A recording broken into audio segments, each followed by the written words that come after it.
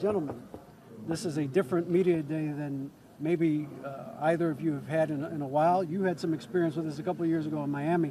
Any advice for the young fella about what to expect when the circus comes to town like this? Enjoy it because it only gets worse. I want to talk to you, Kyrie, about the experience at the World Cup. You were picking up 94 feet defensively. And I was wondering, was there a method to that madness? Was that something that you said, maybe I'm going to have to do this further, later this year? I need to start getting used to playing this way. It was just a great experience, doing whatever's needed to win. That's all that mattered. Just doing something bigger than all of us and doing something bigger that was representative of the U.S. And picking up 94 feet, whatever's needed, I'm willing to do. And I'm just great that we had so many different pieces on our team, but now I'm happy to be here with all my new teammates. What do you take from this guy who's been very successful as a spot-up shooter, finding spots, finding space on the floor, and then being ready to shoot, and how will you have to incorporate that into your game this year? Well, I'm okay with it. I'm learning from Mike, other than, the one-shoot thing last year, 2 years ago in the finals, I can learn a lot, obviously. He's hitting threes with one shoe, and I'm just so happy that, all these great guys that are on our team. They're true winners, true testament of what hard work can accomplish, and just looking forward to learning, as much as possible from all these guys. Mike, I want to ask you, a lot of people feel like your absence from Miami was a key part of that team's kind of not being able to get over the hump last year, and a key factor in LeBron deciding to come here and wanting you to be here as well. How has that relationship evolved over the last few years with him? Well, the relationship's been great. Obviously for us, winning makes any relationship good. But we had a lot of experience, a lot of fun. I don't know if my absence was why they lost. San Antonio was pretty good last year. But obviously him being here and me being a part of it with the talent that they already have in this base here is what Cleveland's built. There's a lot of excitement moving forward and a lot of expectations, so it should be a lot of fun. For each of you, the opportunity not just to play with LeBron, but with Kevin Love as well, and somebody who can initiate offense defensively off the board, also will be able to initiate offense in the post, finding you guys for cutters or spotting up.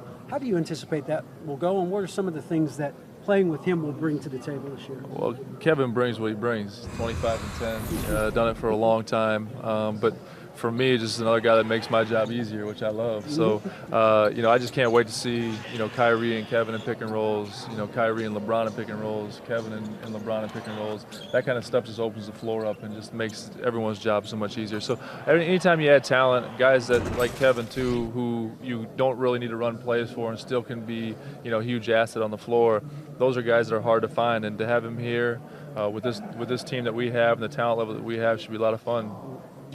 So much space. This is spacing. That's what you dream of as a guard.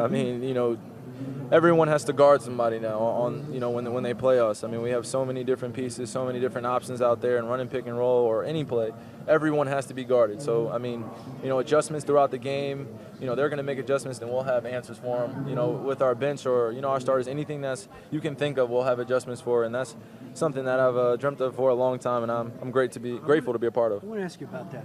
The notion of pick and roll. That's the bread and butter play in this league. You just think about, there are going to be nights where we are simply unguardable. Whether it's you and LeBron, you and Kevin, the different things, the different ways you can run the pick and roll, the different angles you can run it at, to not only create opportunities for them, but also, as you said, having the space to do whatever you need to do on the court. Yeah, I'm just happy that I don't have to run the pick and roll every single time. It'll conserve a lot of energy, and it take a lot of pressure off all of us. And the pick and roll is the bread and butter. But like I said, I don't mind going to the corner or rolling up on the weak side or doing whatever is possible for this team to put us in a position to win. So I'm looking forward to it. High expectations. Again, you dealt with it. You know what it's like in Miami and what people expected. You've had high expectations from where you were drafted and as this team developed, but this is a different set of high expectations. And how do you embrace those expectations?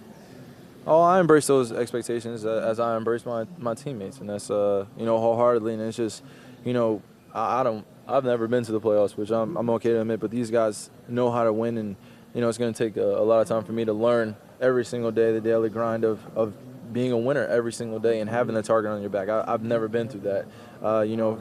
for about 2 years, 3 years, I was chasing the Heat. I was chasing, all these great teams chasing the Spurs. And when you got up, when you circled them on your schedule every single time, you got up for them. And, now it's on the opposite end. Now, everyone's going to be coming for us. But now I have the same mentality, though, because I'm going to be hunting a lot of people, too. So it's just part of the mentality that we all have to have. So. Mike, as someone who is, got a very good relationship with LeBron, I'm wondering, what do you see from him at this stage of his career in terms of hunger and all of those things, because he has won the championships? Is there a greed there, like there's more for him to do? Yeah, I think there is, and that's the way it should be. I've always compared, we lost the first time in Dallas.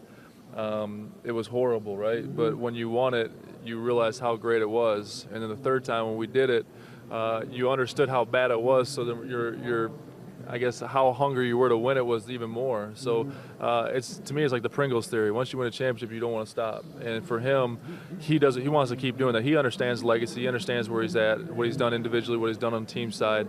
He understands what he has to do to improve that legacy. But more importantly, he wants to win it for Ohio. And that, I see his passion for that. And to be a part of this and be a part of this organization, this team that they've built, is going to be a lot of fun. We're excited. You got through last season. It's one of the healthiest years you've had in quite a while. Did you change anything in terms of workouts or anything in the off season to get ready? I changed a lot. I changed how I prepared for games, how I did a lot of things. But that's just getting older and wiser. and sometimes less is more. And I'm starting to figure that out. Well, I think we're going to be here like 70, 80 times this year. So get used to this mug if you can stand it. Thanks, guys. Good to see you, Dave. Appreciate it. Thank you.